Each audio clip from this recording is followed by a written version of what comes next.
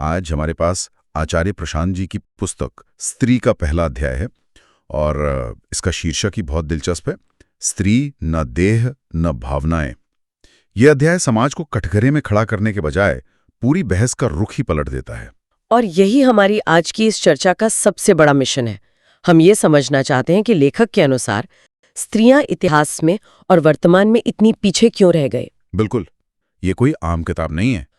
इतिहास गवाह है कि जब बात विज्ञान के एकदम शिखर तक पहुंचने की आती है या फिर दुनिया की राजनीति को दिशा देने की बात हो, हाँ, या फिर कला के क्षेत्र में कुछ ऐसा बनाने की जो युगों तक याद रखा जाए। बिल्कुल, तो हम देखते हैं कि वहाँ महिलाओं की संख्या हमेशा पुरुषों की तुलना में बहुत कम रही है। और हम अक्सर इस खाई को देखते हैं और सीधा निष्कर्ष निकाल लेते हैं कि समाज की गलती है। सही बात है। हम मान लेते हैं कि ये सब पितृसत्तात्मक सोच का नतीजा है। हाँ, मतलब बाहरी दुनिया के बनाए गए नियम ही कुछ ऐसे हैं। लेकिन क्या हो अगर सच कुछ और ही हो? क्या होगा अगर महिलाओं को पीछे खींचने वाली वो जंजीरें बाहर नहीं बल्कि उनके अपने भीतर ही हो? ये एक बहुत ही चुभने वाला और मतलब असहज कर देने वाला सवाल है। तो चलिए सीधे उस मुद्दे पर आते हैं जिसने मुझे पढ़ते वक्त सबसे ज्यादा चौंकाया था। स्रोत में एक बहुत ही पुरानी और मशहूर पंक्ति का जिक्र है, अबला जीवन हाय तुम्हारी यही कहानी, आंचल में है दूध और आंखों में पानी। सदियों से इस पंक्ति को एक बहुत ही करुण और सहानुभूति भरे नजरिए से देखा जाता रहा है। हाँ, मतलब हम यही मानते हैं ना कि स्त्री बेचारी है, उसकी किस्मत में सिर्फ रोना और त्याग करना ही लिखा है। बिल्कुल, लेकिन किताब इसका जो मनोविज्ञान समझाती है वो सहानुभूति का नहीं है, वो एक चेतावनी का है। लेखक कहते हैं कि ये आंखों का पानी यानी भावनाएं कोई मजबूरी नहीं है। अच्छा? हाँ, बल्कि ये वो सबसे बड़ा जाल है जिसमें स्त्रियां खुद को उलझा लेती हैं। मुझे ये तर्क थोड़ा अजीब लग रहा है। मतलब हम हमेशा से सुनते आए हैं कि भावनाएं इंसान को कमजोर नहीं बनाती। हाँ, लोग कहते हैं कि वो हमें ज्यादा संवेदनशील बनाती हैं। वही तो फिर किताब भावनाओं को एक जाल या एक तरह की गुलामी क्यों कह रही है? क्योंकि देखिए, यहाँ बात सिर्फ संवेदनशील होने की नहीं हो रही है, यहाँ बात भावनाओं के नियंत्रण से बाहर हो जाने की हो रही है। समझ रही हूँ। किताब समझाती है कि जब कोई व्यक्ति, और इस संदर्भ में बात स्त्रियों की हो रही है, बात बात पर आंसू बहाने लगे या अपनी ही भावनाओं पर उसका कोई काबू ना रहे, हाँ, तो वो अनजाने में अपना एक तरह का रिमोट कंट्रोल किसी और के हाथ में सौंप देती है। बाप रे, रिमोट कंट्रोल वाली बात तो बहुत गहरी है ना? सोचिए, अगर किसी को पता चल जाए कि आपको कौन सी बात रुला सकती है या कौन सी बात भड़का सकती है, तो वो आसानी से आपका इस्तेमाल कर सकता है। बिल्कुल, आप अपनी ही भावनाओं की बंधक बन जाती हैं। ये तो कुछ ऐसा हुआ कि आपने खुद ही अपनी कमजोरी का नक्शा दुनिया को दे दिया। एकदम सटीक उदाहरण है ये। लेकिन यहाँ मेरे मन में एक सवाल आता है, क्या ये सिर्फ कमजोरी है या इसके पीछे कोई छुपा हुआ स्वार्थ भी है? अच्छा, आप उस पहलू की तरफ इशारा कर रही हैं। हाँ, क्योंकि स्रोत में प्रश्नकर्ता ये पूछता है कि हम इन भावनाओं को इतना महत्व क्यों देते हैं। कहीं ऐसा तो नहीं कि भावनाओं का प्रदर्शन करना एक तरह का शॉर्टकट बन गया हो? हाँ, किताब ठीक इसी शॉर्टकट की ओर इशारा करती है और लेखक इसे बहुत ही व्यावहारिक रूप से समझाते हैं। वो कैसे? वो कहते हैं कि स्त्रियां अक्सर अपनी इन भावनाओं को एक अदृश्य हथियार की तरह इस्तेमाल करती हैं। स्रोत में एक बहुत ही सीधा सा उदाहरण है, रोए तो नया हार मिल गया। अरे हाँ, वो हार वाला उदाहरण। अब इस पूरी प्रक्रिया के पीछे का मनोविज्ञान देखिए। अगर कुछ बूंद आंसू बहाने से या मैं रूठ गई हूं का नाटक करने से कोई भौतिक चीज मिल जाती है या कोई काम आसानी से निकल जाता है, बिल्कुल, तो इंसान मेहनत क्यों करेगा? मतलब ये तो एक तरह का सौदा हो गया जहां मेहनत, तर्क या हुनर से बात मनवाने के बजाय भावनात्मक ब्लैकमेल को एक आसान रास्ता मान लिया गया है। हाँ, और ये कोई पुरानी बात नहीं है। सही कहा। आज के समय में भी हम देखते हैं, चाहे वो घर की बात हो या कई बार ऑफिस की राजनीति, भावनाओं का कार्ड खेलना काम तो कर जाता है। काम कर जाता है, लेकिन केवल अल्पकालिक रूप से, मतलब थोड़े समय के लिए। हाँ, लॉन्ग टर्म में नहीं। हाँ, किताब का मुख्य तर्क यही है कि इस छोटे से फायदे के चक्कर में जो दीर्घकालिक नुकसान होता है उसका अंदाजा भी नहीं लग पाता। वो कैसे? मतलब नुकसान किस तरह का? देखिए, जब आपकी पूरी मानसिक ऊर्जा इस बात पर खर्च होगी कि किससे कैसे रूठना है या किसको कैसे मनाना है, या अपने आंसुओं का इस्तेमाल कैसे करना है, हाँ, तो आप विज्ञान के किसी जटिल शोध पर कैसे ध्यान केंद्रित करेंगी? ये तो सोचने वाली बात है। आप राजनीति की शतरंज कैसे खेलेंगी? इन बड़े क्षेत्रों में भावनाओं के लिए कोई जगह नहीं होती, वहां स्थिर दिमाग चाहिए होता है। बिल्कुल। इसीलिए लेखक कहते हैं कि ये छोटे छोटे भावनात्मक खेल और अल्पकालिक फायदे ही वो कारण हैं जो स्त्रियों को जीवन में किसी बड़े मुकाम तक पहुंचने से रोक देते हैं। ये तो एक बहुत ही खतरनाक चक्र लगता है। हाँ, बहुत गहरा चक्र है। अगर आंखों का पानी यानी भावनाएं मन का जाल हैं, जो शॉर्टकट की तरह इस्तेमाल होता है, तो आप जरा उस पंक्ति के दूसरे हिस्से पर आते हैं।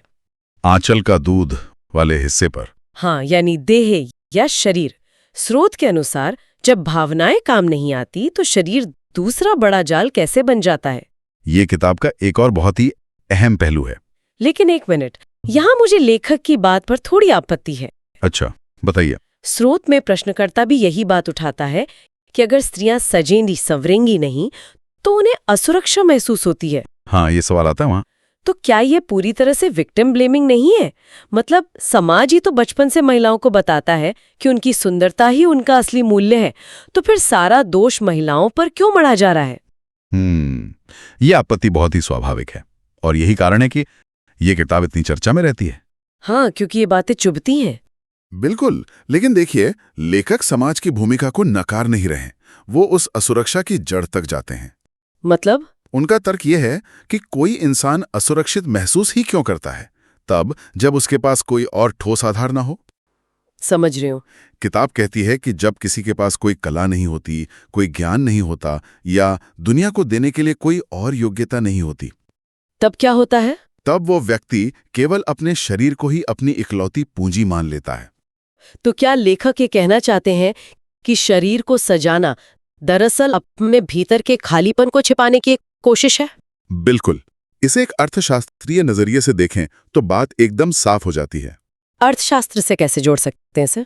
देखिए, जब आपके बैंक खाते में कोई और पूंजी नहीं है, जैसे ज्ञान या कौशल, तो आप अपनी भौतिक पूंजी का ही व्यापार करने लगते हैं, यानी अपने शरीर का। आप उसी के बल पर ध्यान खींचने या समाज और पति को आकर्षित करने की कोशिश करते हैं। ये तो बहुत ही कड़वा सच है। किताब इसे एक बहुत ही जलील या अपमानजनक स्थिति मानती है। अपमानजनक क्यों? क्योंकि ये इंसान की असीम संभावनाओं को सिर्फ एक मास्क के ढांचे तक समेट देती है। बात तो सही है, लेकिन ये बात सिर्फ बड़ों तक सीमित नहीं है ना? नहीं, बिल्कुल नहीं। स्रोत में एक बहुत ही परेशान कर देने वाला उदाहरण दिया गया है जो इस बात को साबित करता है कि ये सब सिर्फ एक दिन में नहीं होता, ये बचपन से शुरू होता है। हाँ, वो बच्चों वाला उदाहरण। बिल्कुल। स्रोत बात करता है उन छोटी छोटी बच्चियों की जिन्हें उनकी माएं परी बनाकर घुमाती हैं। 6-6 साल की बच्चियां लिपस्टिक लगाकर घूम रही हैं। यही वो मनोवैज्ञानिक कंडीशनिंग है जो इस पूरे जाल को इतनी मजबूती देती है। हाँ, मतलब बहुत छोटी उम्र से ही दिमाग में डाल दिया जाता है। सोचिए, जब एक 6 साल की बच्ची को ये महसूस कराया जाता है कि उसके परी दिखने पर ही उसे प्यार और तालियां मिलेंगी, तो उसका बाल मन ये सीख लेता है कि उसका सारा मूल्य उसकी देह में ही है। और वो टीवी देखती है, वहां भी उसे यही संदेश मिलता है। बिल्कुल। जब बचपन से ही उस कच्ची मिट्टी को एक सजावटी वस्तु के सांचे में ढाला जाएगा, तो बड़े होने पर वो किसी और चीज में अपनी कीमत कैसे ढूंढ पाएगी? सच में। और मुझे लगता है कि इस तालियों वाले बात में एक बहुत गहरा धोखा छपा है। धोखा? कैसा धोखा? स्रोत में भी इस बात पे बहुत जोर दिया गया है कि कैसे पुरुष समाज इसमें एक बड़ा खेल खेलता है। अगर कोई औरत बिल्कुल सादगी से बिना किसी दिखावे के अपना काम कर रही हो तो कोई उसकी तरफ ध्यान नहीं देता। हाँ, लोग उसे इग्नोर कर देते। लेकिन जैसे ही वो सज धज के निकलती है तो सब तारीफों के पुल बांध देते हैं। और यहीं पर सबसे बड़ा भ्रम पैदा होता है। किताब स्पष्ट रूप से कहती है कि स्त्री इन वाह को, इन तारीफों को अपना सम्मान समझ बैठती है। उसे लगता है कि उसकी कीमत बढ़ गई है। हाँ, उसे लगता है समाज उसे स्वीकार कर रहा है, जबकि असलियत में ये उसका सम्मान नहीं बल्कि उसका शोषण है। पुरुष का इसमें सीधा स्वार्थ है कि वो स्त्री को सिर्फ एक शरीर तक ही सीमित रखे और स्त्री अनजाने में खुद को उसी सांचे में ढाल लेती है जो उसे गुलाम बनाए रखने के लिए डिजाइन किया गया है। बिल्कुल सही। ये तो ऐसा हो गया कि कोई आपको सोने के पिंजरे में बंद कर रहा है और आप उस पिंजरे की चमक देख के खुश हो रहे हैं। बहुत ही सटीक बात कही आपने। लेकिन ये मुझे एक और जटिल सवाल की तरफ ले जाता है। जब कोई स्त्री अपने शरीर को ही अपनी सबसे बड़ी पूंजी मानकर समाज में उतरती है, तो इसका पुरुषों के साथ उसके संबंधों पर क्या असर पड़ता है? यहाँ स्रोत में एक बहुत ही गहरी अवधारणा दी गई है। हाँ, स्रोत में एक बहुत ही अजीब सी गतिशीलता का जिक्र है, शिकारी और शिकार का खेल। ये विचार मुझे थोड़ा उलझाने वाला लगा। मतलब ये ऐसा कैसे हो सकता है कि जो शिकार है वो खुद ही शिकारी हो? इसे समझने के लिए हमें किताब में दी गई सूक्ष्म बनाम स्थूल शिकार की अवधारणा को समझना होगा। सटल वर्सेस ग्रॉस, ये किताब का सबसे गहरा मनोवैज्ञानिक विश्लेषण है। मान लीजिए कि कोई स्त्री अपने शरीर को पूंजी मानकर उसे बहुत ही आकर्षक तरीके से प्रस्तुत करती है। ठीक है। किताब के अनुसार जब वो ऐसा करती है तो वो सूक्ष्म रूप से, यानी बहुत ही सटल तरीके से पुरुषों के भीतर काम वासना या ध्यान आकर्षित करने की इच्छा को भड़का रही होती है। ये एक तरह का अदृश्य शिकार है। मंशा ये है कि सब मुझे देखें, मेरी तरफ आकर्षित हों। लेकिन देखिए, ध्यान आकर्षित करने की इच्छा और किसी का शारीरिक शिकार बनने में तो बहुत बड़ा अंतर है ना? हाँ, अंतर तो है। एक महिला शायद सिर्फ अच्छा महसूस करने के लिए सज रही हो, उसका मतलब ये तो नहीं कि वो खुद को शिकार के लिए पेश कर रही है। आपकी बात सही है, लेकिन किताब का तर्क यही है कि आप आग जलाकर ये नहीं कह सकते कि धुआं ना उठे। ये बात तो है। जब वो सूक्ष्म शिकार सफल होता है और पुरुष उस आकर्षण में फंसकर उत्तेजित हो जाता है, तो उसकी प्रतिक्रिया सूक्ष्म नहीं रहती, वो स्थूल हो जाती है। हाँ, वो ग्रॉस या भौतिक हो जाती है। वो पशुओं की तरह झपट्टा मारता है और तब स्त्री शिकायत करती है कि उसका शोषण हो रहा है। लेखक ये सवाल उठाते हैं कि इस पूरी प्रक्रिया में शुरुआत किसने की? जो सूक्ष्म रूप से शिकार कर रहा है वो समाज को दिखाई नहीं देता, लेकिन जब स्थूल रूप से शिकार होता है तो वो सबको नजर आ जाता है। बिल्कुल। स्रोत में इस बिंदु पर एक सत्संग का प्रसंग आता है जो इस कड़वी बात को बहुत ही जमीनी स्तर पर रखता है। हाँ, वो प्रसंग बहुत दिलचस्प है। जब लेखक ये बात कह रहे होते हैं तो श्रोताओं में बैठे कई लोग, विशेषकर पति, हंसने लगते हैं और कहते हैं कि गुरुजी ने असली बात बोली। हाँ, वो लोग एकदम रिलेट कर पाते हैं। ये प्रसंग सुनने में थोड़ा हल्का लगता है, लेकिन क्या इसके पीछे ये संदेश नहीं छिपा है कि ये खेल हमारे घरों में, हमारे रोजमर्रा के जीवन में कितना आम हो चुका है? ये प्रसंग इस बात का प्रमाण है कि ये गतिशीलता कितनी गहरी पैठ बना चुकी है। हाँ, ये स्पष्ट करना जरूरी है। उनका संदेश स्त्रियों के लिए एक चेतावनी है। जो शिकार नहीं बनना चाहता उसे शिकारी भी नहीं बनना चाहिए। अगर आप अपनी देह को पूंजी बनाकर ध्यान खींचने का खेल खेलेंगी तो आप उस खेल से पैदा होने वाले खतरनाक परिणामों को नियंत्रित नहीं कर पाएंगी।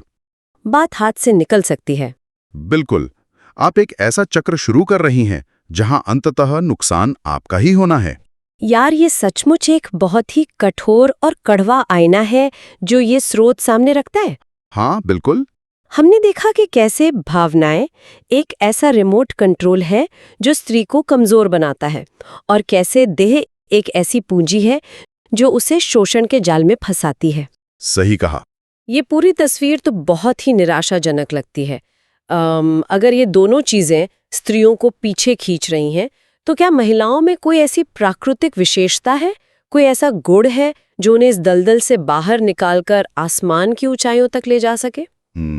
इस किताब की खूबी यही है कि ये सिर्फ समस्या नहीं गिनाती, अच्छा, समाधान भी है। हाँ, यह एक बहुत ही शक्तिशाली समाधान भी पेश करती है। लेखक के अनुसार स्त्रियों में पुरुषों की तुलना में कुछ अद्भुत प्राकृतिक गुण होते हैं।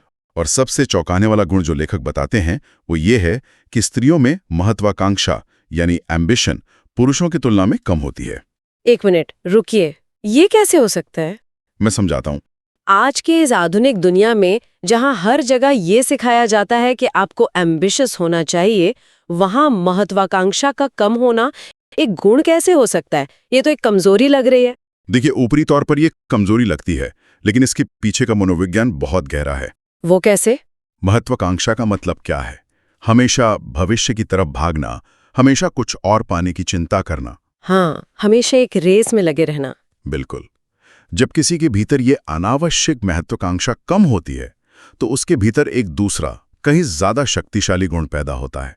और वो क्या है? धैर्य और समर्पण, जिसे किताब निष्ठा कहती है। किताब कहती है कि औरतें स्वभाव से थोड़ी भोली होती हैं।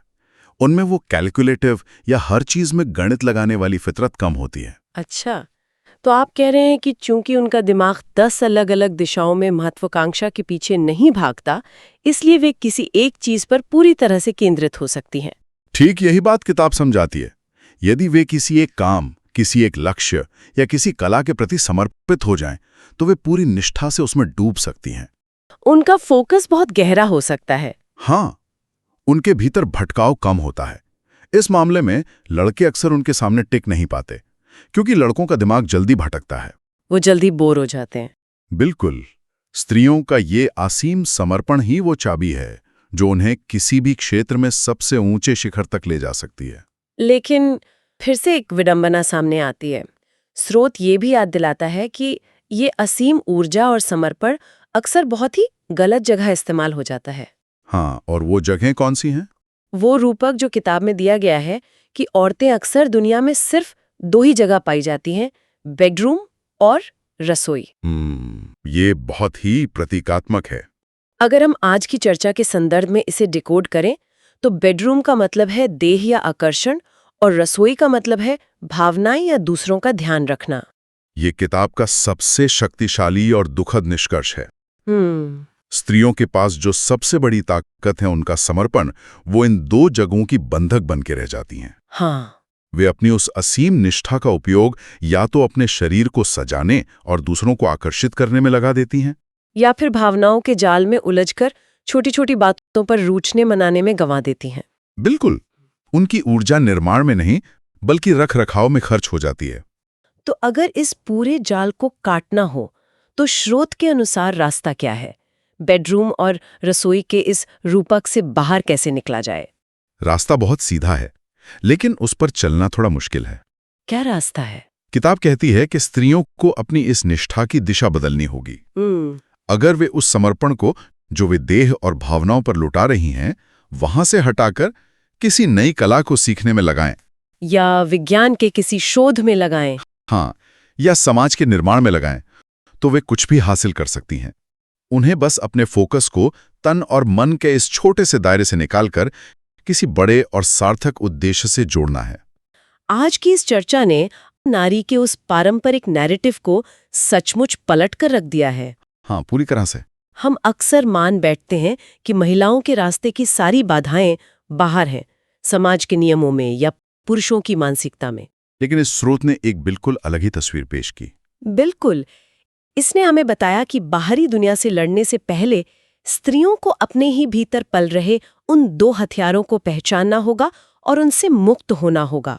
हाँ, अपने भावनाओं का जाल और अपने शरीर को पूंजी समझने की भूल, और अपनी असली ताकत यानी अपने धैर्य और अपनी निष्ठा को पहचानकर उसे सही दिशा में लगाना होगा। बिल्कुल सही। जब तक देह को व्यापार का साधन और भावनाओं को हथियार माना जाता रहेगा, तब तक सच्ची आज़ादी और बड़ी सफलताएं हमेशा उनकी पहुंच से दूर रहेंगी। और अब इस चर्चा को समेटते हुए मैं एक ऐसा विचार छोड़ना चाहती हूँ जो स्रोत सामग्री की सीमाओं से भी आगे जाता है। हाँ, बताइए। किताब में देह को पूंजी बनाने और दूसरों का ध्यान खींचने यानी वो सूक्ष्म शिकार की बात मुख्य रूप से स्त्रियों के संदर्भ में की गई थी। हाँ, स्रोत का फोकस वही था। लेकिन जरा आज की दुनिया की तरफ देखिए, जहां सोशल मीडिया हमारी जिंदगी का केंद्र बन चुका है। आज इंस्टाग्राम और फेसबुक पर हर इंसान, चाहे वो स्त्री हो या पुरुष, हाँ, हर कोई, सब अपनी तस्वीरों, अपने शरीर और अपनी भावनाओं का व्यापार कर रहे हैं। लाइक्स, कमेंट्स और व्यूज की अर्थव्यवस्था में क्या हम सभी ने खुद को एक पूंजी में तब्दील नहीं कर लिया है? ये आज के समय का सबसे कड़वा सच है। अगर हम किताब के तर्कों को आज के डिजिटल युग पर लागू करें, तो क्या हम सभी किसी न किसी रूप में उसी शिकारी और शिकार वाले खेल के बंधक नहीं बन गए हैं? बिल्कुल बन गए हैं। आज हर कोई फिल्टर लगाकर अपनी जिंदगी का दिखावा करके सूक्ष्म शिकार कर रहा है, और बदले में जो ये एल्गोरिदम्स और बड़ी टेक कंपनियां हैं, वो हमारा स्थूल शिकार कर रही हैं। बाप रे, ये तो सच में डरावना है। तो अंत में सवाल ये बचता है कि वो रिमोट कंट्रोल जिससे हमारी जिंदगी, हमारे फैसले और हमारी खुशी तय होती है, वो आज किसके हाथ में है? सोचने वाली बात है। या वो हमारे अपने हाथ में है, या उस स्क्रीन के पार बैठे उन अनजान लोगों के हाथ में जो हमें बता रहे हैं कि हमारा मूल्य सिर्फ हमारे दिखने और हमारी भावनाओं के प्रदर्शन में ही है? क्या भावनाओं और देह का ये जाल अब सिर्फ स्त्रियों की समस्या रह गया है, या पूरा का पूरा समाज ही इस अंधेरी गुफा में बिना सोचे समझे आगे बढ़ता जा रहा है? सोचने के लिए बहुत कुछ है। आज के इस चर्चा में बस इतना ही।